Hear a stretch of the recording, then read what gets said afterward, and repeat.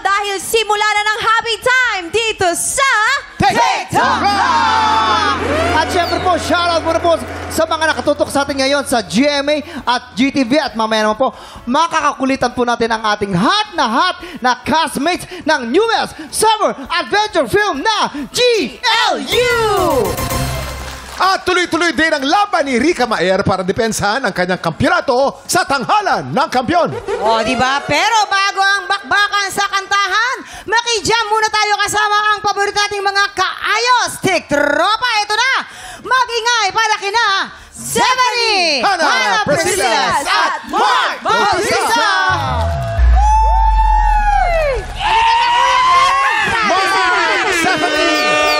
Mark, Stephanie, and Hannah!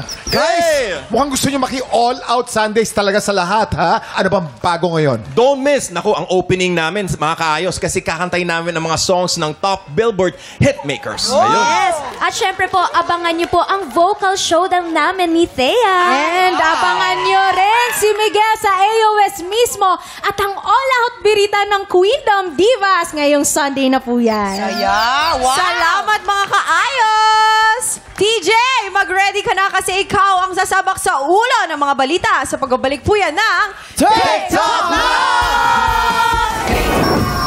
Ay, eto na, sigurado magnining sa ganda ang ating paboritong balita na may masayang hulaan dahil mga beauty queen ang makakasama natin sa Ulo ng Mga Balita! Hindi lang pala beauty queens ang eksena today dahil ang ating celebrity player isang certified hunk at heartthrob. Naku, eto na!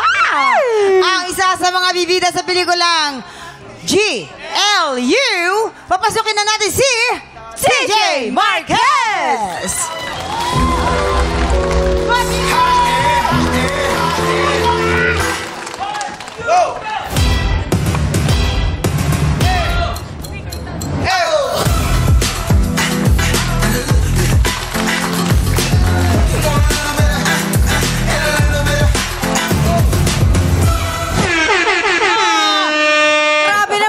naman kami doon, TJ. How are you? I'm good. How are you guys? Good. You look so good. Parang ang fresh mo today. Nakatulog. And you look so good. So, ano bang dapat namin abangan sa GLU? GLU, ayan guys, panoorin yun. Isa barkada summer film. Pinagbibidahan syempre namin yan nila David Licauco, Derek Monasterio, Ruru Madrid, Enzo Pineda, Kiko Estrada at marami pang iba. So, perfect to ngayong summer dahil napakainit. Kaya dadagdagan namin yung init sa inyo guys. Ayan, kaabang-abang yan mga tiktropa. Pero dito, sa ulo ng mga balita, meron tayong 3 tiktropa na may kanya-kanyang kwento. Kailangan mong hulaan at i-match ang headline na tumutukoy sa mga kwento nila. Oh, ito na, silipin na natin ang mga headline.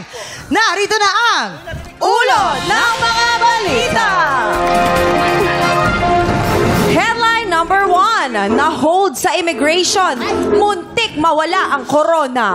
Ay, naku, talaga yan sa ano. Okay, headline number 2. Gustong magmadre, tumira sa kumbento ng 1 taon. Ay, ga. Headline number 3, nagtrabaho sa karinderya para may pambaon sa eskwela. Headline number 4, turista na stranded sa Siargao. Ay, sana na. Lahat na sa stranded sa Siargao, Yes, diba? ang sarap kaya doon. Eto na, may 3 headline. Ayan ang totoong kwento natin dyan, TJ. Pagkatapos, yung isa dyan ay panggulo lamang. Pero maaari ka namang humingi ng payo. Advice sa ating mga memamayan. Nandyan sila. Yan, dahil sa bawat tamang sagot mo ay mapupunta ang blessing sa ating mga tiktropa. Studio Tiktropa! At eto na, bibigyan ka namin agad ng clue tungkol sa tiktropang nagtrabaho sa karinderya. Para magka-idea ka, ipapakita namin sa'yo ngayon ang isang eksena sa karinderya. Yan, heto na ang mga tiktropa na kailangan mong i-match. Ang beauty queen na magsasabog ng ganda sa pelikulang GLU. Simulan natin with Miss Multinational 2017, Sofia Senyoron. Action! Nahulog. Ay, nahulog. Ay, oh, Sophia, ano narinig ko? Sorry sir, nanuhulog po yung plato. Ay, nakabasa ka na naman. Sige. Kunin mo yung tasa doon at yung setup mo. Ay, sorry sir, nahulog ko din yung plato. Nabasag mo din! Opo, sorry sir. Ay, nako! Sorry sir. O sige na, kung ganyan, kunin mo na lang yung bulalo. Yung bula. Ay, sorry, sir. Ano na naman? Nahulog din yung bula. Nabasa ko rin bulalo? Lahat na pinapasok mo. Kat! Hindi Thank you so rin much. papahuli si Miss Globe 2021, Marina Montaigne. Action! Oh my God, ano ba pagkain to? Hey, you! Yes, you! Ay, gusto mo pagkain? What? Gusto mo pagkain? Ano? Pagkain? No! I don't understand you. You speak English, you? Excuse me, this is the pinaka-best food here, dito sa Pilipinas. Ah! Okay! Ha! Okay! Bye! Ingat! And last but not the least, our first Miss Grand Philippines, Ali Forbes. Action! Ali, ano ba naman yan? 7 oras ka nang naghihiwa ng bawang, hindi ka pa rin tapos? Yan na lang ba yung gagawin mo? Hindi ka pa nga nakasayang, hindi ka pa nakapagluto. Eh, ma'am, isang sako naman itong bawang na pinahiwa niyo sa akin eh. Kanina pa nga ako dito eh. Ay, sumasagot ka pa talaga? Babawasan ko yun sa sweldo mo, ha? Attitude ka, ha? Ma'am, tulungan mo na lang ako. Oh, sige, akin na sa naman kutsilyo. Kat! Grabe isang sakong bawang. Grabe yun. Ngayon, TJ, sa tingin mo, sino ang totoong nagtrabaho sa karinderya? Kung may idea ka na, ipuwesto mo na sila. Ayan, Ayan. sama mo sila sa baba. Ang hirap niyan. Oo nga eh. Napakagaganda, no? Pero nagtrabaho sa karinderya. Pero feeling ko may idea ako sino eh. Kasi, ayan. Sino? Feeling ko si Ali. Si Ali. Si Ali. Yeah. Si Ali. Ali. Oo. Bakit? Bakit sa tingin mo siya? Kasi kilala ko to si Ali, talaga na rin naman na nakakasama. Talagang alam ko na talagang she works hard and feeling ko sa kanilang tatlo siya talaga yung may pwede. TJ, may advice lang kami. Kasi Yes. tama yung ang tingin namin, ang choice mo should be Ali or Sofia lamang. Yeah. Wala Yeah. namang karinderya dun sa pinanggalingan ni Marine. Meron ko Yakim. Hindi karinderya ang tawag. Oo, resto. Resto. Yeah, yeah. Oh, oo. diba? Sige, kaya mo yan. Pwede yan. In between Sofia lang naman at Ali. Pero si Sofia kasi medyo... Yan. Ano to eh? Mukhang anak mayaman. Saucy girl. Mayaman, Saucy oh, girl. Mayaman yan. May kantin yan, walang karinderya Yung mayaman yan. Parang ang itsura ni Sofia, parang Okay. anak ng Chinese na nakatira Sige, sa compound. TJ, pwesto mo na si pwesto mo Ali. sila. Tandaan mo, TJ. Dito ka. Ayan. Tandaan mo yan, TJ. Sa bawat Ayan. tamang sagot, may blessings ang ating studio tiktropa. Yan. Sa tingin niyo ba guys, tama? Alright. Pwede? How Ayan. about si Maureen? Saan mo ilalagay si Maureen? Ano sa tingin mo ang headline ni Maureen? Si Maureen siguro, Beauty queen yan. Beauty so, queen. May So, corona. yung may corona. Yes. Na na-hold sa immigration. immigration. Nako, baka hindi kanya yung corona. Inuwi niya. So Iba dahil yun eh. baby girl si Sofia, feeling ko gusto talaga niya mag-madre for Oo, 1 month. kita ko naman eh. Mukhang madre. Halata sa suot niya, balot na balot. Diba? Oo. So, Halika na. ayan. Halika na rito. Tignan natin. Alamin na natin kung may na-match ka ba sa pagbabalik ng TikTok Live! Ituloy na natin ang balita na may masayang hulaan. Eto na, TJ. Humanda ka na dahil oras na para malaman kung may na-match ka ba. Anong sabi ng balita? Dalawang tamang sagot. Pwede. Ay, nako. Halika. Unahin natin, syempre, si Ali. Si Ali na nagtatrabaho sa karinderya para may pambaon sa eskwela. Okay, nagtrabaho sa karinderya. Okay. Oo. Ali, kailan to nangyari? Anong year? High school ako noon. Okay. Sa tita ko, kasi may karinderya siya doon. At that time, parang kailangan ko talaga ng extra money para pambaon ko. So, pumasok ako sa kanya bilang helper. Yun lang talaga kasi ang dami bibili sa kanyang lugaw pa yun eh. Oo. So, kailangan talaga namin ng mga bawang, sibuyas. Isang sako talaga. Hindi naman. Eme niya lang yon. Pero gaano katagal nagtrabaho doon? Matagal. Siguro mga 2 years. 2 years din. Oo. Kumusta yung karinderya ni tita mo? Buhay pa ba? Nandun pa? Nakatayo pa? Hindi na, after pandemic, sinara na rin. Kasi wala na rin talagang lumalabas that time. Wala na rin. Shout out mo kay tita. Go! Hello, Tita Marisa. Ayan, sana ay makapanood mo to. Hello. Yay! Ayan. So, nabilang mo ba ilan yung bawang sa isang sako? Hindi. Ang dami. Emi lang. Ayan. Thank you so much. Maraming Thank you. salamat. At At dahil tamang hulang TJ, merong pa-blessings ang sunod ni Krama! Galing ni TJ. Yes. Thank you, Ali. Ali. Tawagin naman natin ngayon si Marian. Si Marina, isang turista na na-stranded sa Siargao. Yun. Wow. How did that happen, Marine? Yeah. I was supposed to go to Siargao for 1 week, pero the pandemic happened. Oh. And wala transportation off the island for 6 months. So I stayed there and we started the Siargao Community Kitchen and we fed the locals since there was no tourism. So there was no income for the locals. Yeah. Marina, we just have question for you. How tall are you? 5'7" po. 5'7". She's so tall kasi she's mountain. Mountain yon, Kuya. Okay, Kim. Gets ko yun, okay.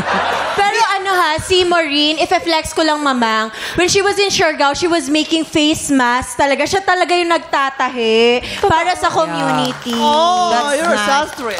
Pero, is your eye real? Yes po. Ang ganda ng mata! Yes. That's i-zoom mo. I-zoom nyo nga. Ang ganda. Color green. Green eyes. May ano ka ba? May lahi ka bang Irish? I'm half French. French. I'm Bryce. I'm Bryce. Oh my God. Bonjing! At least hindi siya nag-aksaya ng panahon nung na-stranded siya sa Siargao. gumawa talaga ng siya ng Tumulong paraan. talaga siya sa mga kababayan Totoo natin. yan. Mabuhay ka. Gayahin Thank you so natin si much. Maureen, mga kapuso. Ayan. Thank you so much, Thank you. Maureen. And eto naman, tawagin natin si Sophia. Si Sofia na gustong magmadre, isang taon tumira sa kumbento.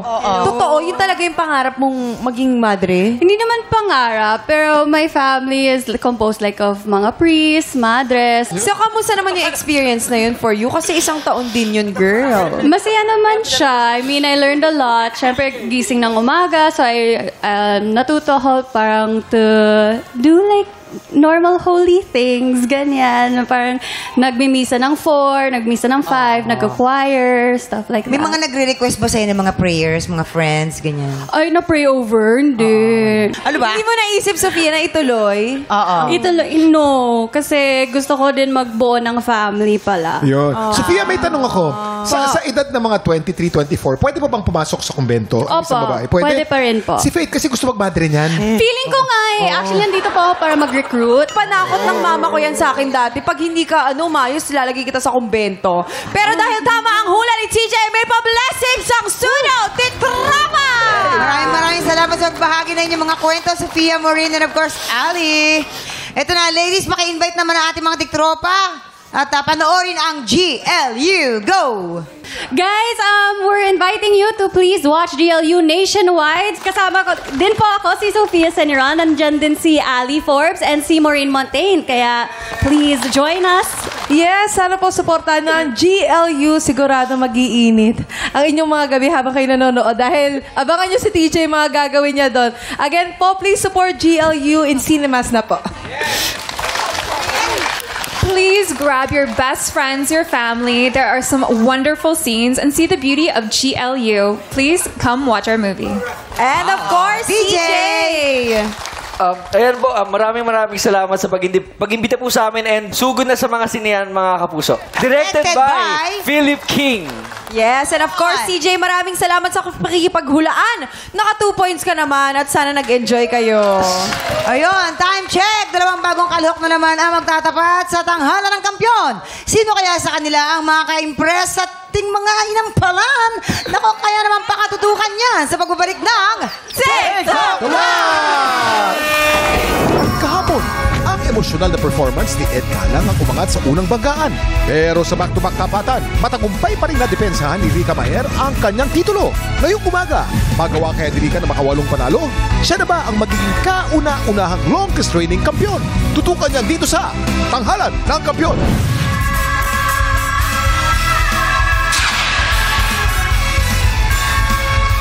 Masaya po dito sa Tanghalan ng Kampiyon kasi po 50th episode na ng Paligsahan sa Kantahan.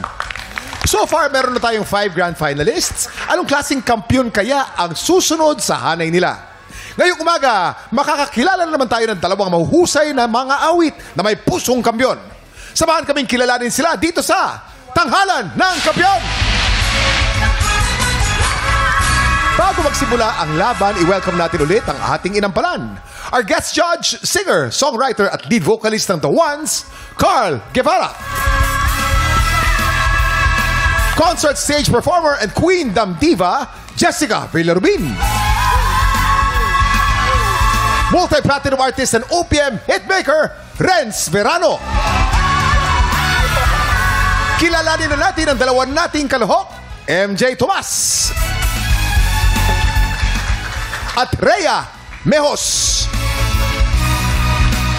Silang sasabak sa unang banggan. Yung story mo, it's interesting but at the same time, medyo nakakalungkot because when you were starting, hindi supportive sa'yo yung parents mo. Bakit naman? Kasi ang goal po nila talaga is to finish my studies first bago po ang passion. At that age po, meron po akong konting tampo pero hindi po ako nagtanim ng sama ng loob. Pero may turning point itong pagiging unsupportive nila. Kasi one time daw, nakita mo sila na nanonood. May sinalihan po ako sa aming region. Unexpected po na napanalunan ko ang first runner-up. And then, na-surprise din po kasi ako. Isa sa mga live viewers po namin sa singing contest is yung family ko, which is dati hindi po nila ginagawa. Ngayon, kamusta yung relationship mo with your parents? Okay na okay po kami kasi sinusuportahan na po nila ako. Kung ano man yung gusto kong tahakin sa buhay. That's so nice to hear. Baka may gusto kong sabihin kay nanay at kay tatay. Yung lahat ng performances ko para po sa inyo. MJ Tomas from Santiago City. Hi, MJ. Hello, Sir King. Kamusta? Matagal ka na ba kumakanta? Ilang taon ka na kumakanta, MJ? Since bata pa po kasi ako kumakanta na po ako noon. Grade 1, ganun po. Kinder. Grade 1? Yes, sir. Kamusta naman ang pakiramdam mo ngayon? Kinakabahan ka ba? O talagang makumpiyansa ka? Anong feeling mo? May halong ka ba po? May halong ka ba? Opo. Actually, sabi nila, that's normal. Opo. Kakabahan ka kaya sa masasabi ng ating inampalan? Gusto ko lang malaman mo na ang ganda ng low notes mo. Kala ko naman, gaano ka-importante sasabihin mo? Low notes lang pala. Ang ganda ng low notes. Kasi minsan, Kuya Kim, yun yung isa din sa mahirap yung low notes. Ako, yan yung inaaral ko talaga until now. But with you, like yung control, you have it. Careful. Kasi may mga parts na medyo nawawala ka sa tono. I love how you end the song before ka bumuga, yung hinina mo. Ang ganda nung part na yun. Akala ko yun na yung ending eh. But umano ka pala. Meron pa palang pasabog. Kaya, good job ka doon. Congrats! I love your voice quality. Grabe yung lamig, yung texture ng boses mo. It's very soothing to the ears. And dito sa performance na to, we have a lot of pitch issues. And that's why whenever I judge Kuya Kim, I always try to balance how I feel about the performance versus the technicalities of it. Pero ito yung isang example na hindi makakontra ang pakiramdam at technicality. The technicality supports the feeling. It supports the message. And kahit na anong linaw ng mensahe, if the technique isn't supporting that defeats the purpose. So in this case, I would like to say that if you worked on the technique, if you worked on the pitch recognition, because that can be trained. If you work on that, it will help you convey the message even more. Yun po ang para sa akin. Yan. So, ang technique ay nandyan para magbigay ng mensahe. Exactly. So, paraan para dun sa mensahe. Yes, Yun. yes. O na. Lance, ikaw na. MJ. Maganda yung simula mo, yung bulong. Quality. Maganda. Putol lang nung salita. Alam mo na yon. Magbabalik. Buuin mo yon para mas ayos, ha? Yung falsetto mo dun sa ay siya rin kabayaran. Nagfalsetto ka. Alam mo, meron akong suggestion. Yung ginawa mo dun sa dulo, yung isipin mo, yung control mo dun mo rin gawin dun sa dun sa kabayaran. Huwag mong i-falsetto. Mas maganda. Sa tingin ko lang. Sa tingin ko. Yung same treatment na ginawa mo dun sa false ending mo, before the isipin mo na last, yun ang gawin mo dun sa kabayaran. Ganda yon. Meron kang slide na technique. I think dito sa pilitin mo, in-slide mo, okay naman yon. Yung mga dulo mo dun sa last stanza, magbago. medyo hindi natin nasasapul, ha? Kaya ingatan mo yon. Tsaka yung pinaka-importante, yung ating last line. Yun bibigyan mo ng konting kahalagaan yung ating dulo dahil yun ang maiiwan sa mga nanonood sa'yo. Maraming salamat sa ating mga inampalaan. Pagkarami nating natututunan sa mga inampalan natin. Ang tanong, anong score kaya ang ibibigay nila?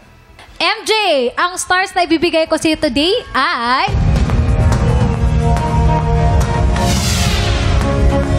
3 stars ang binigay ni Jessica. MJ, bibigay ko sa'yo ngayong araw ay... 3 stars ang binigay ni Renz. Ibibitin muna namin kung ano ang score ni Carl. Sa ngayon, kilalanin natin ang ating pangalawang kalahok, Rhea Mejos. Kasi si Ate Rhea ay isang dakilang ina, di ba? Kamusta naman ang pagiging mother? Mahirap po kasi single mom. Mahirap kasi 4 po yung mga anak ko. Sorry kung parang medyo chismosa ako, pero ano ba yung reason? Ba't kayo naghiwalay ng partner niyo po? Nananakit po. Tumagal po kami ng halos 17 years po. Nauntog na lang po ako na hindi ko na kaya kasi pati yung mama ko parang sasakyan nila. Nakikita po ng mga anak ko yun. Sila na po yung nag-decide mismo na, Mama, tara na, alis na tayo. Baka meron kang mensahe para sa mga anak mo. Lagi kayong makikinig kay Mama kasi tayo-tayo lang. And lahat ng payo ko, lalo-lalo na yung pag-aaral nyo. Kasi wala naman po akong masabi sa pag-aaral ng 4 kasi napaka-tataas po talaga ng mga grades nila. Tas tulong-tulong lang kasi wala naman pong ibang tutulong sa amin kundi kami-kami. Rhea Mejos ng Bulacan! Hi, Rhea. Hello po. Kumusta ka? Okay lang po. Okay, saan ka sa Bulacan? San Jose del Monte po. Ay, San Jose del Monte. Ayan. Shoutout po sa mga taga-Bulacan. Hello po. Hello, everybody. Yes, inampalan. Ano po ang inyong masasabi? Di lang ikaw nahihirapan. Nahihirapan din talaga kami. No, I'd like to say na your voice is very expressive. You have one of those voice. May mga ganong boses Yung boses pa lang, hindi mo pa nakikita yung facial expression. May ine-express na. Very expressive yung kanilang... very emotional. Ramdam na ramdam yung emosyon sa boses pa lang. However, yun din ang comment ko. Parang sa boses ko lang siya nararamdaman. Pero in terms of your facial expression, your eyes, parang I feel like siguro sa kaba na parang medyo tinatansya mo kung nasang space ka and everything. So I feel like medyo may konting detachment between what I'm hearing versus what I'm seeing. Also, there are some notes here and there na medyo sayang hindi na-hit ng tama. Pero nonetheless, naitawid mo naman yung buong performance. That's why we have this feeling na parang it's there, but it feels like it's not there. But it's not bad, but it could have been better. Ayun, that's my comment. Rhea. Hello po. You have a beautiful voice. I love the control when you started the song. But I wish na-sustain mo siya sa bandang gitna. Kasi dito sa yakap at sa piling ng iba, medyo nag-shaky ka dito So, yun lang yun sa akin. Medyo nasasayangan ako. Kasi nung una, ang ganda na ng pasok mo Tapos, nung nag-chorus ka, hindi lang ikaw medyo sa timing, medyo nauna ka. But other than that, na-enjoy ko naman yung performance mo. So, congrats. Rhea, ang description ko ng boses mo napakalinaw. Malinaw na naririnig mo lahat yung notes, yung lyrics malinaw, yung boses. Ang problema lang, dahil doon sa linaw na yon, malinaw silang lahat. Kung kailangan ko ng konting cambio ng mahina, kailangan ko ng konting ganon. Kulang sa feel. Medyo kulang siya sa feel. Kaya, ang naramdaman naming 3, tapos na. Yun ang naramdaman namin Tapos na yung kanta, pero parang hindi namin naramdaman kung ano yung di lang ikaw. Diba? Lalagyan mo ng stage presence, yun siguro. kulang sa stage presence. Kasi kailangan iparamdam mo sa nanonood sa'yo yung awitin mo. At paano mo gagawin yon? Kailangan dynamics. Kailangan may mahina, kailangan may malakas. Sayang, maganda yung boses. Pero magagawa naman ng paraan yan. Thank you mga inampalan. And of course, alamin naman natin kung anong score ibibigay sa atin ng ating mga inampalan. Rhea, ang stars na ibibigay ko sa'yo today ay...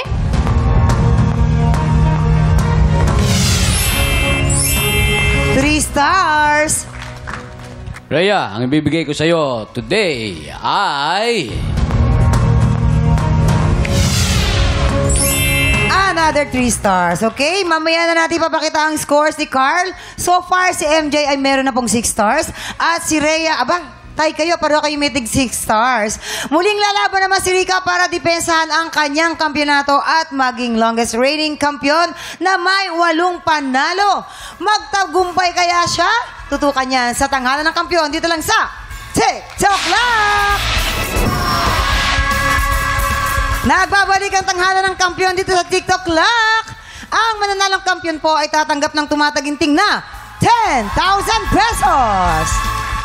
At sa bawat araw na magtuloy-tuloy ang kanyang kampyonato ay tuloy-tuloy din po ang paglaki ng kanyang cash prize. Eto na, Carl, oras na para malaman namin kung anong score ang ibibigay mo. Alright, MJ, para sa pinakita mo sa amin ngayong araw, ang stars na ibibigay ko sa'yo ay...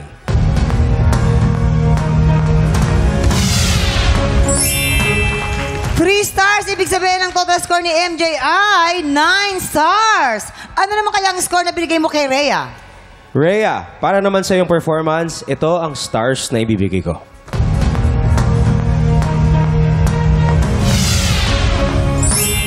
2 stars, ibig sabihin ang total score ni Rhea ay 8 stars. Nako, MJ, ikaw ang ahamon sa kampiyon ngayon. Maraming salamat sa iyo, Rhea. At ito na ang chance ni Rika Maer na magmarka bilang longest reigning kampiyon. Pero, wait lang, may umaalma. Si MJ na ready ng umagaw sa pwesto niya. Kaya naman simulan na natin ang kanilang umatikabong back-to-back tapatan. At yan ang back-to-back tapatan nila Rika and MJ.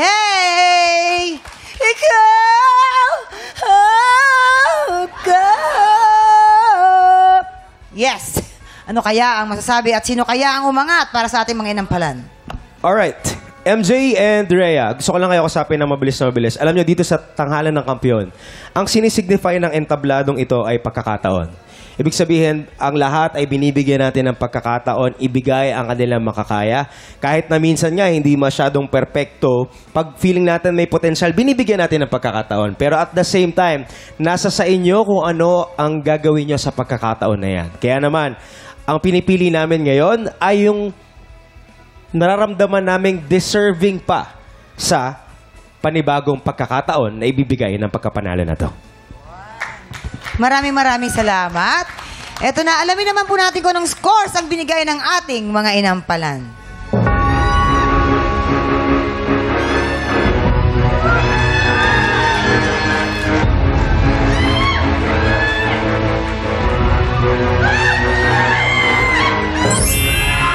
Rika, ikaw pa rin, syempre, ang ating kampiyon. You have 12 stars.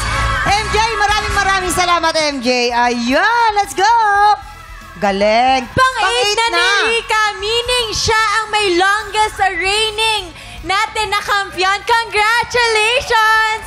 You have a total of 80,000 na winning. Di ba napag-usapan natin dati, may pinapatayo kang bahay. Yung sobra ba doon, mapupunta sa iyong dream wedding? Ay, woo! Siguro ganun na rin po. Pag kailangan mo ng singer, andito lang ako para sa wedding. Kasi kumakanta talaga ako eh. Talaga ba?